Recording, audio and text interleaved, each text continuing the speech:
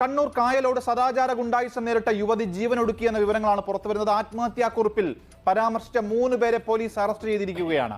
21കാരനുമായി കാറിൽ ഒരുമിച്ച് കണ്ടതിന്റെ പേരിൽ പരസ്യ വിചാരണ നടത്തി അപമാനിച്ചതിന്റെ മനോവിഷമത്തിലാണ് റസീന എന്ന യുവതി ജീവനൊടുക്കിയത്. ഈ വാർത്ത ഇന്ന് ഞാൻ ആദ്യം കണ്ടത് മാതൃഭൂമി പത്രത്തിലാണ്.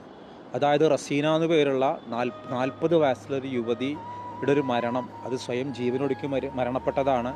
ആ മരണപ്പെടാൻ കാരണം, അവർ സ്വയം ജീവനെടുക്കാൻ കാരണം ഈ 3-4 ചെറുപ്പക്കാരാണ്. ഇവരുടെ ഒരു സുഹൃത്തുമായിട്ട് സംസാരിച്ചുകൊണ്ടിരിക്കുന്നതിനെ ഇവർ ആൾക്കൂട്ട വിചാരണ നടത്തി മയ്യിലുള്ള ആ സുഹൃത്തിനെ തടഞ്ഞു വെച്ചിട്ട് മണിക്കൂറുകളോളം ചോദ്യം ചെയ്തു.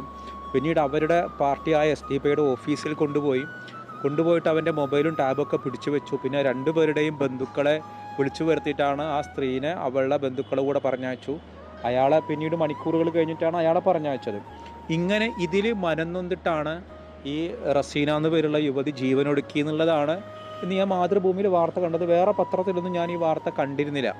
പിന്നീട് കുറച്ച് കഴിഞ്ഞപ്പോഴാണ് ചാനലുകളിലും ഇതിലൊക്കെ ഈ വാർത്ത വരാൻ തുടങ്ങി. പിന്നെ വാർത്തയുടെ നിറം മാറി.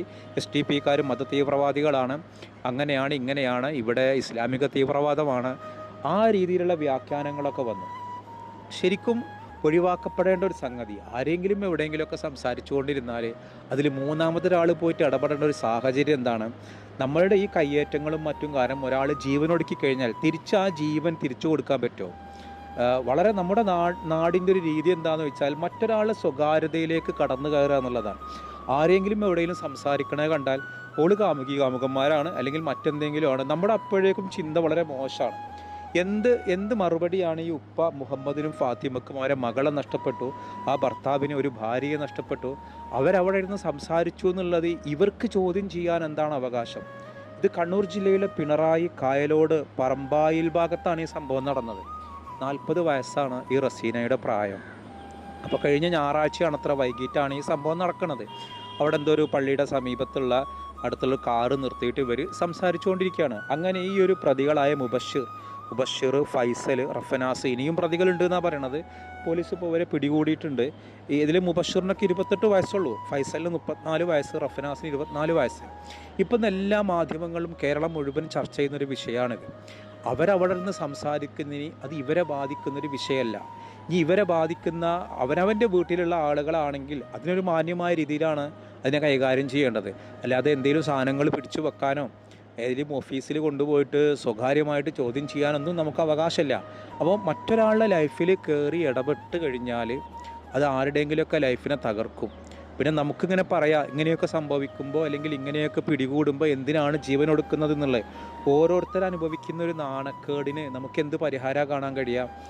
ആളുകൾക്ക് പല സൗഹൃദങ്ങളുണ്ടാവും. ഞാൻ ഇതിൻ്റെ കാര്യം പറയല്ല, അവനവന് പഠിച്ച സൗഹൃദങ്ങളുണ്ടാവും, സോഷ്യൽ മീഡിയ വഴി കണ്ട സൗഹൃദങ്ങളുണ്ടാവും. ആ സൗഹൃദത്തിലുള്ള ആളുകളോട് എവിടെയെങ്കിലും സംസാരിച്ചുകൊണ്ട് ഇരുന്നിട്ടും ഉണ്ടാവും, അല്ലെങ്കിൽ സംസാരിക്കുകയും ചെയ്യും. അത് മൂന്നാമതൊരാൾക്ക് വന്ന് ചോദ്യം ചെയ്യാനോ അല്ലെങ്കിൽ പിടികൂടാനോ അതിനെ വിചാരണ ചെയ്യാനുള്ള അവകാശം നമ്മുടെ നാട്ടിലില്ല. അതിനാരും മതപരമായിട്ടും അതിന് ബാധ്യത ഇല്ല. അപ്പോൾ ഇല്ലാത്ത കാര്യത്തിന് പോയി ചെയ്തിട്ട് ഈ ഒരു യുവതിയുടെ ജീവനൊടുക്കാൻ ഇവർ കാരണക്കാരായി. ഈ ഒരു സ്ത്രീ ജീവനൊടുക്കാൻ കാരണക്കാരായത് ഇവരാണെന്ന് എഴുതി വെച്ചിട്ടാണ് അങ്ങനെ ചെയ്തത്. അതുകൊണ്ടാണ് ഇവരെ പിടികൂടിയിട്ടുള്ളത്. ഈ കേസ് അന്വേഷിക്കുന്ന പോലീസുകാർ പറയണത് ഇനിയും ഇതിൻ്റെ പിന്നിലെ ആളുകളുണ്ട് എന്നുള്ളതാണ്. ഇതിപ്പോൾ ഒരു സാധാരണ ഒരു ആൾക്കൂട്ട വിചാരണ നമ്മുടെ നാട്ടിൽ ഇതിന് മുൻപും ഇത്തരം സമാന സംഭവങ്ങൾ നടന്നിട്ടുണ്ട്. ആൾക്കൂട്ട വിചാരണ നടത്തിയിട്ട് ആളുകളെ കൊന്നുകളഞ്ഞിട്ടുണ്ട്. അപ്പോഴൊന്നും ഇല്ലാത്ത മതം ഇവിടെ മാത്രം ചേർത്ത് പറയാൻ കാരണം ഇവരൊരു രാഷ്ട്രീയ പാർട്ടി പ്രവർത്തകരാണ്, SDP പ്രവർത്തകരാണെന്നാണ് പോലീസ് പറയുന്നത്. എനിക്ക് അറിഞ്ഞുകൂടാ. അപ്പോഴേക്കും ഇതൊരു രാജ്യത്തിലെ ഇസ്ലാമിക തീവ്രവാദമായി അല്ലെങ്കിൽ ഇസ്ലാമിക തീവ്രവാദമാണ് ആ രീതിയിലൊക്കെ ഇതിനെ അഡ്രസ്സ് ചെയ്യുന്നത്. അതാണ് ഇതിൻ്റെ വേറൊരു കൗതുകരം. ഇതിപ്പോൾ ഒരു സാധാരണ നാട്ടിൻപുറത്ത് ഒരു വീട്ടിലേക്ക് രാത്രി ആളുകൾ വന്നാൽ പിടികൂടി ചോദ്യം ചെയ്യുന്നതൊക്കെ സാധാരണ നടക്കാറുണ്ട്. അത് നടത്തുന്നത് ശരിയാണെന്നല്ല ഞാൻ പറയണത്. അങ്ങനെയൊക്കെ നടത്തുന്ന ആളുകൾ കാണാം. അപ്പോഴേക്കും അവരുടെ ജാതിയും മതമൊക്കെ നോക്കിയിട്ടാണോ അഡ്രസ്സ് ചെയ്യേണ്ടത്? ഈ യുവാക്കൾ ചെയ്ത തെറ്റിനെ ആ യുവാക്കളുടെ മേത്തേക്ക് മാത്രമാണ് പറയേണ്ടത്. അല്ലാതെ അവരുടെ രാഷ്ട്രീയ പാർട്ടി നോക്കിയിട്ട് അത് ഇസ്ലാമിക തീവ്രവാദമാണ് എന്ന രീതിയിലൊക്കെ ചർച്ച ചെയ്യുന്നത് വളരെ മോശമാണ്. പക്ഷേ നിർഭാഗ്യരെന്ന് പറയട്ടെ, ആ രീതിയിലേക്കാണ് ഇപ്പോൾ ചർച്ച പോകുന്നത്. നമ്മൾ ചിന്തിക്കേണ്ടുന്ന കുറച്ച് കാര്യങ്ങളുണ്ട്. ഒന്ന്, നമുക്ക് ആരോടെങ്കിലും സൗഹൃദങ്ങളായിട്ട് എവിടെയെങ്കിലും സംസാരിക്കുന്നത് ആണും പെണ്ണും കണ്ടു കഴിഞ്ഞാൽ അവിടെ പോയിട്ട് ഈ ആരാണ്, എന്താണ്, ഈ എന്തിനാ സംസാരിക്കുന്ന ഒരു മോറൽ പോലീസ് കളിക്കണ്ട. അവനവൻ്റെ കുടുംബത്തിലുള്ള ആളുകൾ അവനവൻ്റെ കുടുംബത്തിൽ കിടന്ന് ഉറങ്ങുന്നുണ്ടോ നോക്കുക. അവനവൻ്റെ ഭാര്യ, മക്കൾ, അല്ലാത്ത കാര്യത്തിൽ നമ്മൾ ഇടപെടേണ്ട, നമ്മുടെ വീട്ടുകാരുടെ കാര്യത്തിൽ നമ്മൾ ഇടപെട്ടാൽ പോരെ? എന്തിനാണ് നമുക്ക് റെസ്പോൺസിബിലിറ്റി ഇല്ലാത്ത കാര്യം, നമുക്ക് ഉത്തരവാദിത്തം ഇല്ലാത്ത കാര്യത്തിൽ പോയിട്ട് ഇടപെടുന്നത്? ഇടപെട്ടിട്ട് അയാളുടെ ഉള്ളിൽ പക്ഷേ അയാൾ വല്ല തെറ്റ് ചെയ്യുന്ന ആളുകളാണെങ്കിൽ ആ തെറ്റിൽ നിന്ന് മാറിക്കഴിഞ്ഞാൽ പിന്നെ ഈ വഴക്കുണ്ടാക്കിയ ആളുകൾ അല്ലെങ്കിൽ അപകീർത്തിപ്പെടുത്തിയ ആളുകൾ പിന്നെന്താവും? അതവിടെ നിൽക്കും. അപ്പോൾ അതിനൊരു ഒരു ഒരു ആവശ്യമില്ലാത്ത കാര്യത്തിൽ പോയി ഇടപെട്ടിട്ടാണ് സത്യത്തിൽ ഈ ഒരു ദുരന്തം ഉണ്ടായത്. ഇപ്പോൾ ഇത് ചർച്ച ചെയ്യുന്നതോ ആരും ഒരിക്കലും പ്രതീക്ഷിക്കാത്ത രീതിയിലാണ്. അതായത് ഇതെന്തോ ഒരു ഇസ്ലാമിക തീവ്രവാദമാണെന്ന് പറഞ്ഞിട്ടാണ്. അപ്പോൾ ഒരാൾ നിങ്ങൾ എവിടെയും കയറി നോക്കിക്കോ, ഇസ്ലാമിൽ പഠിപ്പിച്ചൊരു പാഠമാണ് അടുത്ത വീട്ടിലേക്ക് നമ്മൾ ആവശ്യമില്ലാതെ നോക്കരുതെന്ന്. ഇത് അടുത്ത വീട്ടിലേക്ക് നോക്കരുതെന്ന് മാത്രമല്ല, ഒരാളെ ലൈഫിലേക്ക് നമ്മൾ നോക്കണ്ട. നമ്മൾ ടൗണിലൊക്കെ ജീവിച്ചാൽ അറിയാം, അവിടെ ഓരോരുത്തരും ഓരോ ജീവിതമായിട്ട് നടക്കണം. മറ്റൊരാളെ ലൈഫിലേക്ക് നമ്മൾ എടുത്ത് നോക്കാൻ ടൈമില്ല. അവനവൻ്റെ കാര്യം തന്നെ ഉറപ്പാവാത്ത സ്ഥിതിക്ക് പിന്നെ എന്തിനാണ് നാട്ടുകാരെ അതിൽ ഇടപെടുന്നത്? ഇപ്പോൾ ഈ വീഡിയോ കാണുമ്പോൾ എനിക്ക് തോന്നുന്നുണ്ട്, എന്നാൽ ഇപ്പോൾ എന്തിനാ ഇപ്പം അങ്ങനെ സംസാരിക്കാമെന്നുണ്ടെങ്കിൽ എന്തിനാ ഇപ്പം എങ്ങനെയെന്ന്. അതൊന്നും നമ്മളുടെ ഉത്തരവാദിത്തമല്ലല്ലോ. നമ്മളോട് ആരെങ്കിലും ഏൽപ്പിച്ചിട്ടുണ്ടോ അവിടെ ആരൊക്കെ സംസാരിക്കുന്നുണ്ട്, ഏതൊക്കെ വരുന്നുണ്ട് എന്നുള്ളത്? അപ്പോൾ ഈ തെറ്റായ കാര്യം ചെയ്തിട്ട് ഇനി ന്യായീകരിക്കുകയും അതിന് മതത്തിൻ്റെ ഒരു മേമ്പൊടി ചേർക്കല്ല വേണ്ടത്. പക്ഷേ വേറൊരു കാര്യം നമുക്ക് പറയാതിരിക്കാൻ വയ്യ. ഈ ആളുകൾക്ക് എന്ത് ചെയ്താലും ഒരു മുസ്ലിം കമ്മ്യൂണിറ്റിയിൽപ്പെട്ട ആളാണെങ്കിൽ, അവനൊരു വിശ്വാസത്തിൻ്റെ ആളാണെങ്കിൽ പിന്നെ അതിൻ്റെ പഴി കേൾക്കൽ ഏതിനായിരിക്കും? ആ മതത്തിനാണ്. അല്ലാതെ ഇപ്പോൾ ഒരു പൂജാരിയെ ഇപ്പോൾ അടുത്ത് അറസ്റ്റ് ചെയ്തു. എന്തിനാണ് ഈ പൂജാരി അറസ്റ്റ് ചെയ്തത്? മന്ത്രവാദം ചെയ്തിട്ട് ഒരു പെണ്ണിനെ എന്തോ പീഡിപ്പിക്കുക, അങ്ങനെ എന്തൊക്കെ കാശ് വാങ്ങി പറ്റിയത്. ഒരു ഹിന്ദുവിന് പോലും അതിൻ്റെ പേര് ഹിന്ദു തീവ്രവാദമാണ് ആ രീതിയിലൊന്നും പറഞ്ഞു കേട്ടില്ല. പക്ഷേ ഇപ്പുറത്തൊരു SDPIക്കാരനാണ് അറസ്റ്റ് ചെയ്യപ്പെടുന്നതെങ്കിൽ അപ്പോഴേക്കും അത് ഇസ്ലാമിക തീവ്രവാദവും മതതീവ്രവാദവും ആവും. ആ രീതിയിലാണ് കാലങ്ങൾ.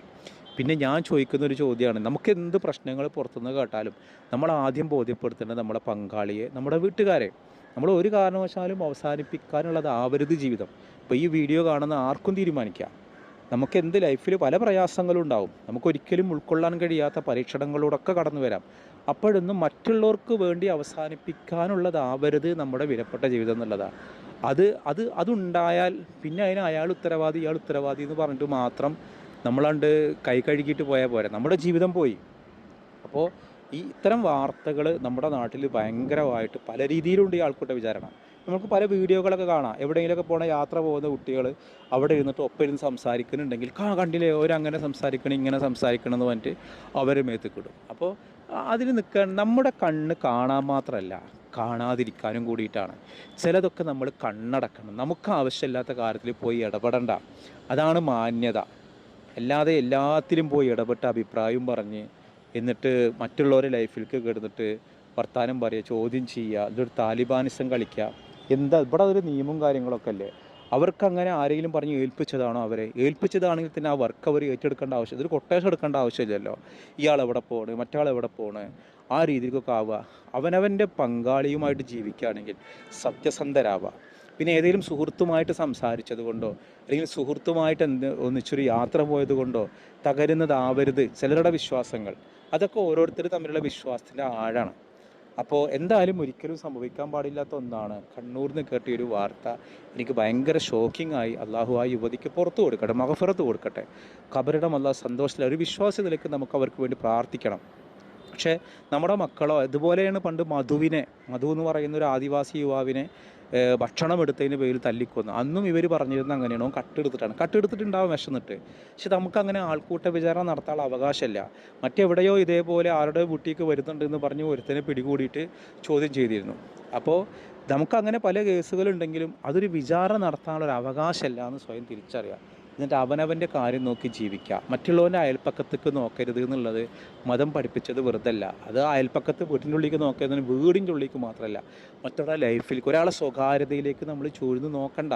ഓൻ്റെ സ്വകാര്യതയിൽ ഓനക്ക് പല നെഗറ്റീവ് ഉണ്ടാവും അല്ലെങ്കിൽ പല പോസിറ്റീവ് ഉണ്ടാവും. നമ്മളോട് എങ്ങനെ റിലേഷൻഷിപ്പ് എന്നുള്ളത് നോക്കുക, എന്നിട്ട് നല്ലപോലെ മാന്യമായിട്ട് ജീവിക്കുക.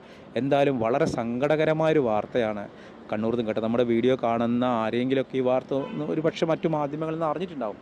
പക്ഷേ ഇതൊരിക്കലും ഇങ്ങനെ വരരുതായിരുന്നു. നമ്മൾ എത്ര പ്രയാസങ്ങളുണ്ടെങ്കിലും എന്ത് പ്രയാസങ്ങൾ വന്നാലും ജീവനെടുക്കുക എന്നൊരു തീരുമാനം ഒരിക്കലും നമ്മുടെ മൈൻഡിൽ നിന്ന് ഉണ്ടാവരുത്. എന്തായാലും ഈ വാർത്ത ഇനി ഒരിക്കലും ഇതുപോലൊന്ന് സംഭവിക്കാതിരിക്കട്ടെ, നമുക്ക് പ്രാർത്ഥിക്കാം.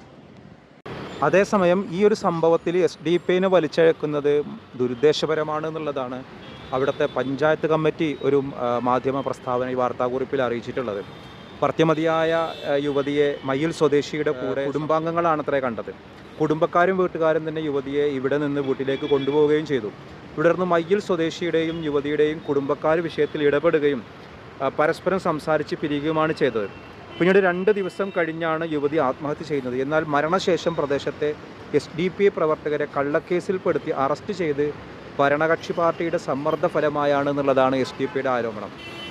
കുടുംബക്കാർ ഇടപെട്ട വിഷയത്തിൽ SDPIയെ തെരഞ്ഞുപിടിച്ച് കള്ളക്കേസിൽപ്പെടുത്തിയത് ദുരുദ്ദേശപരവും രാഷ്ട്രീയ പ്രേരിതവുമാണ് എന്നാണ് SDPI അവരുടെ വാർത്താക്കുറിപ്പിൽ അറിയിച്ചിട്ടുള്ളത്. സംഭവം എന്താണെന്ന് കറക്റ്റായിട്ട് പ്രദേശവാസികൾക്ക് അറിയാം. മറ്റു മാധ്യമങ്ങളില്ലാത്ത വാർത്തകളാണ് ചെയ്യുന്നത് എന്നും SDPIയുടെ വാർത്താക്കുറിപ്പിൽ അറിയിച്ചിട്ടുണ്ട്. എന്താണ് സത്യാവസ്ഥ എന്നുള്ളത് കൂടുതൽ അറിയില്ല. മാധ്യമങ്ങളൊക്കെ വന്നത് ഇവർ SDPIക്കാരാണെന്നുള്ളതാണ്. പക്ഷേ ഈ സംഭവത്തെ നിഷേധിക്കുകയാണ് SDPI ചെയ്തിട്ടുള്ളത്.